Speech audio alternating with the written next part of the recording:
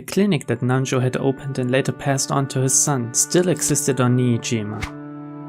This aged doctor was Nanjo's son, but the atmosphere about him was very different. わざわざお越しくださり、誠に申し訳ないのですが、特にお話しすることはありません。Nanjo's son said that very indifferently. あの島の事故がワイドショーなどで非常に不謹慎に取り上げられて以来、後宮氏の主治医であり友人でもあった父にも大変心外な関心が多数寄せられました。そのいずれもが何の根拠もなく、また父のそれまでの業績を汚すものでした。私はそれら全てについて未だに強く憤慨しています。無理もないことと思います。私も同じようなものですので、私など6つの時から延々です。そうでしたね。これは失礼。The doctor finally remembered that Angie was also a victim who had been exposed to the same curious eyes as he had been.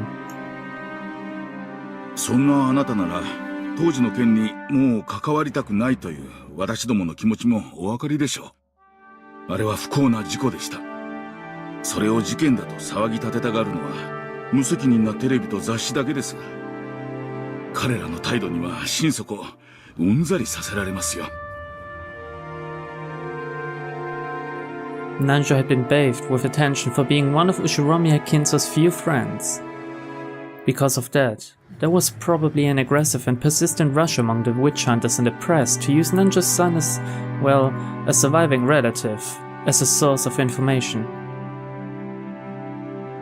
The doctor went on and on, criticizing the press indignantly. お気持ち、よくわかります。私生活に至るまで監視を受け、プライバシーも肖像権も、果ては人権さえも認められてたかわからない私ですから、そのやり場のないお怒り、よくお察しできます。だからこそ、私の人生をここまで台無しにしたあの事件は、一体何だったのか、どうしても知りたいのです。それでここへ来ました。私も、あなたと同じ当事者です。雑誌記者でも、インタビュアーでもありません。そこを誤解しないでください。私は道楽でこんなところまで来たんじゃない。私を見下すのもいい加減にしてください。あの事件で狂わされた人生の傷跡比べをするならば、私とあなたでは比べ物にもならない。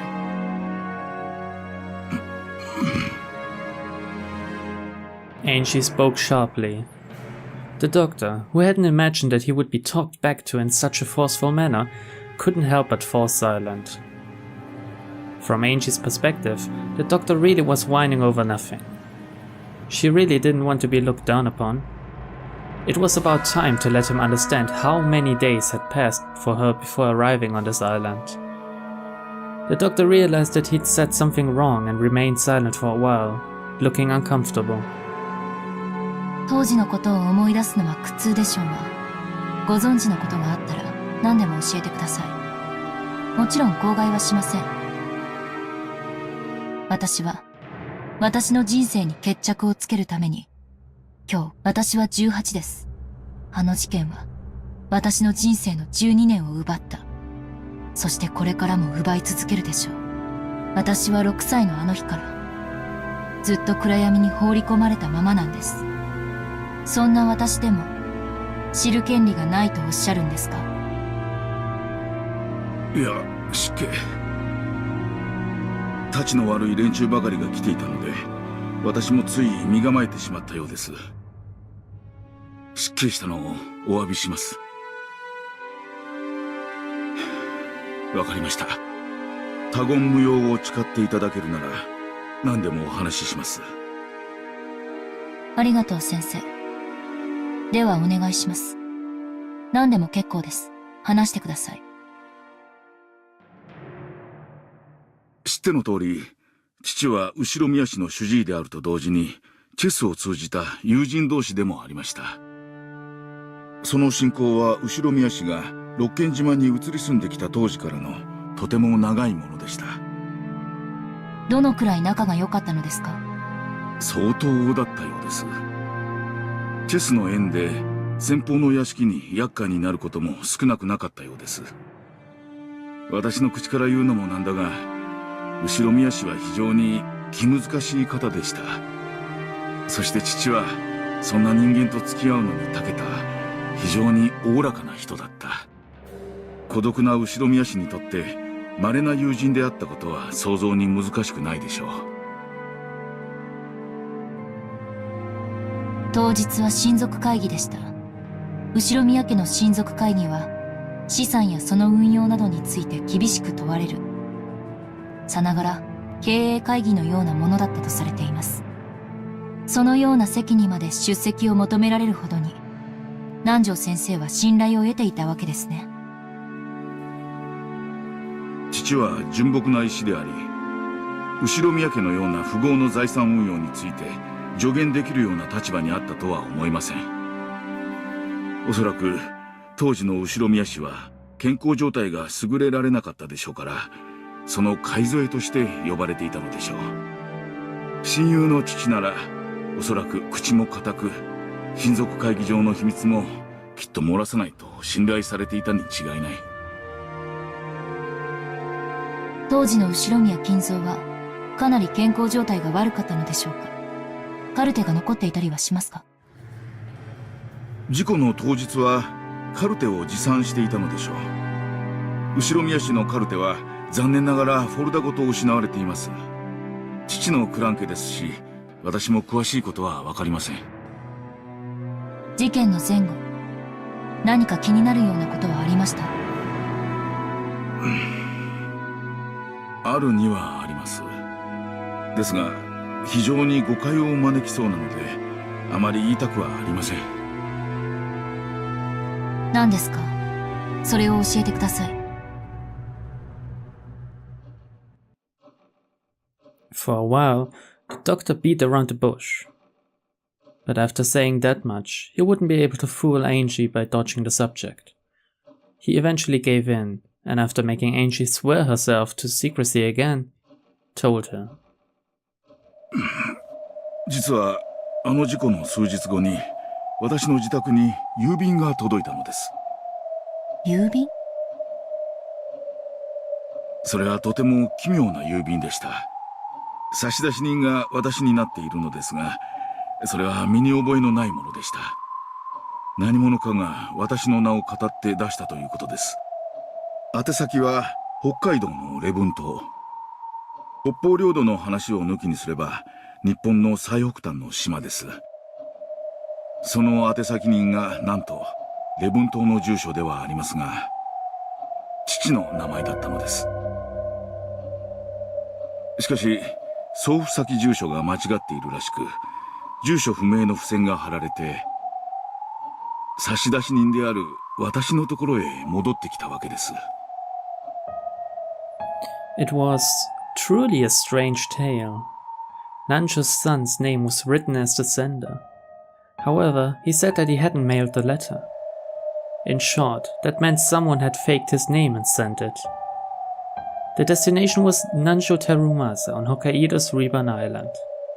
But the lot number written on it didn't exist, so the local post office had been unable to deliver it and instead sent it back to the sender, Nancho's son. 中身は何だったんですか？本当に他言無用でお願いします。私も非常に迷惑しているんです。かといって捨てるわけにもいかず。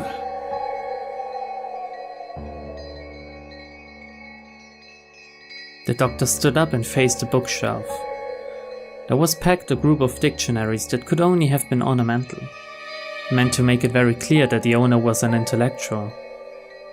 When he pulled several volumes out from there, a large brown envelope peeked out from behind them. He took that out and tossed it onto the desk. It had been carefully sealed with cellophane tape, and its faded color and dryness made it clear that it had been sealed 12 years ago. くれぐれも他言無用でお願いします。Being so persistent that it was annoying, the doctor removed the seal with a paper knife. Then, when he tilted the envelope, an already opened mail envelope spilled out. The envelope had a weight to it, hinting that there was something other than a letter inside. The recipient was certainly Nanjo Terumasa. Just seeing that was a huge shock. Following that incident, Nanjo's corpse had not been found, and he had eventually been treated as dead after going missing under extraordinary circumstances. And despite that, this letter addressed to a Nanjo in Hokkaido existed. One could almost take this as a sign that he had faked his own death and escaped to Hokkaido.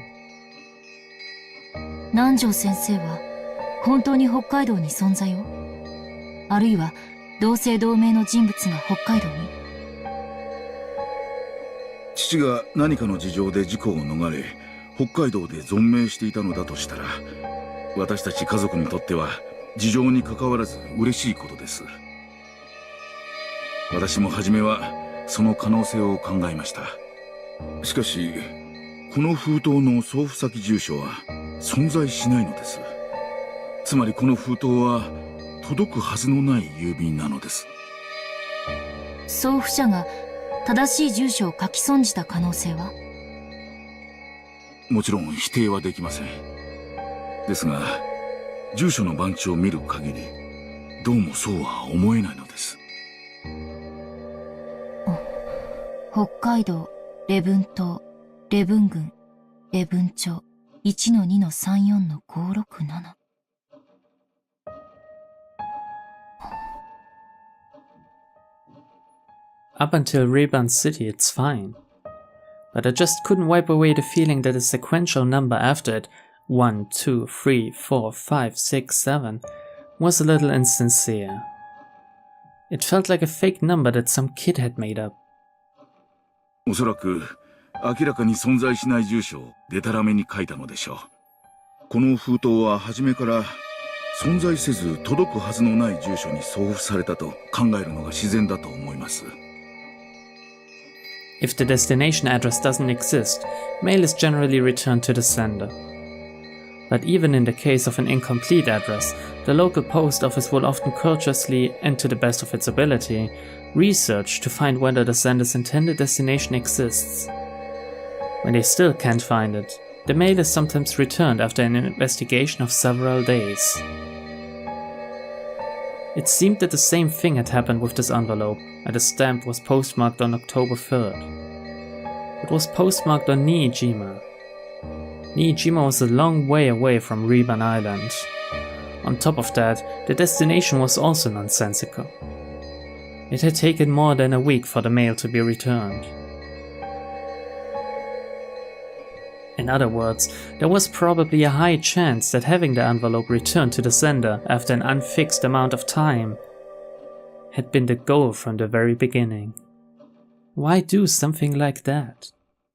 Even before asking what it was that had been sent, this envelope was already wrapped in mystery. 中身は？どうぞ。After getting the doctor's permission, I tilted the already opened envelope. From the inside came a small folded letter and a small key with a number plate attached. Then a magnetic card slid out. A112 was engraved on the key's number plate. I didn't know what it meant. The magnetic card was pitch black and had gold characters engraved in it. Members was written in English. The jet black gold lettered card design made it feel like something very high class. But of course, I didn't have a clue what kind of card it was just from that. I unfolded the letter. Its contents were extremely brief, and only the following was written. 07151129. Also written was the name of a certain massive bank known throughout Japan, as well as the words Central Branch. That was all. これは？貸金庫のカードと鍵、そして暗証番号でした。それも普通の貸金庫ではない。特別な顧客のみに許されているらしい不気味な貸金庫でした。After he finished putting his affairs in order following his father's funeral, he had visited the bank. Pin and key card.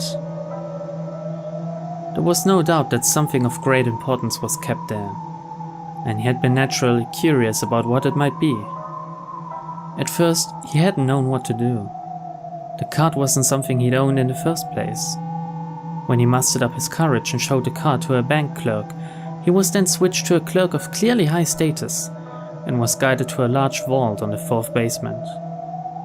The security on the way there was strict. The doctor had himself stored valuable items such as real estate transcripts in safe deposit boxes before, but this was something on a whole different level. 私の使っている貸金庫の手続きと違い、カードと暗証番号、そして鍵を持っているならば、本人確認は行われないというシステムでした。ですが、とにかく厳重な金庫室で、その物々しさに怯えました。こんなところに預けざるを得ない、どんな物騒なものが待ち受けているのかと。それで？カードをリーダーに通すと、暗証番号の入力を求められました。そしてそこにある8桁の数字を入力すると認証され、金庫室への入室が認められました。すごい光景でしたよ。まるで SF 映画のような世界だった。薄暗い銀色の広大な部屋にびっしりと金庫の扉が埋め尽くされているのです。He had entered that room along with the clerk. It seems that as soon as the card was read, the vaults he had a right to were determined, so that safes he could open were lit with a green light, while those he couldn't open were lit with a red one. A11 にはそれらの金庫のうちの一つを示すものでした。ちなみにそれ以外の金庫にもずらりと緑ランプが点灯していました。20個以上はあったと思います。あるいは他の一角にももっとあったのかも。いずれにせよ、私の鍵は A11 にのみ、他の金庫の中身を確かめる術はありませんでしたが。As the clerk watched, the doctor had unlocked and opened the safe.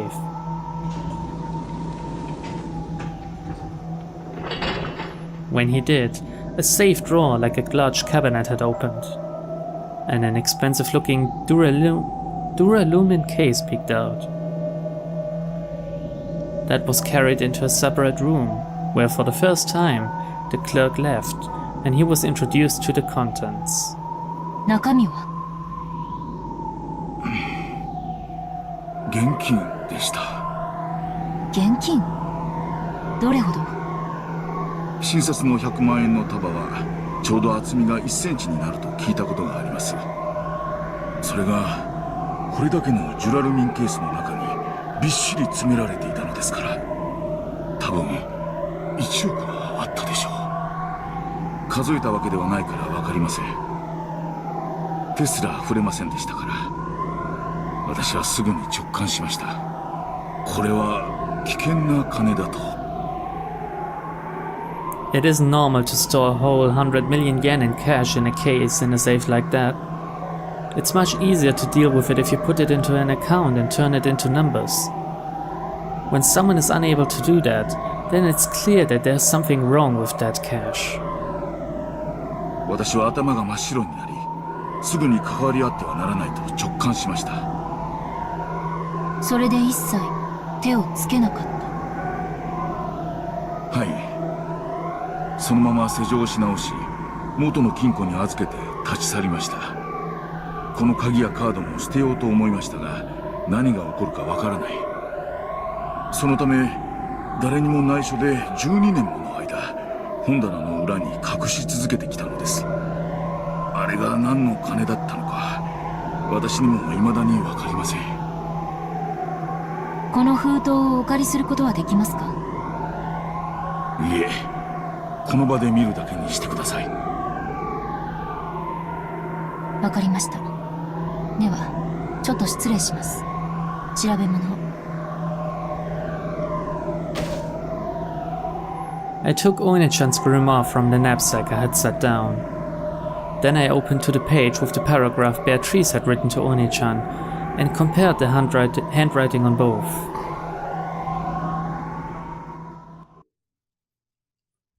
There was no mistake about the characteristic handwriting. The one who had sent this 100 million yen in cash was Beatrice herself. But what is it? Something's bugging me. What is it? What could it be?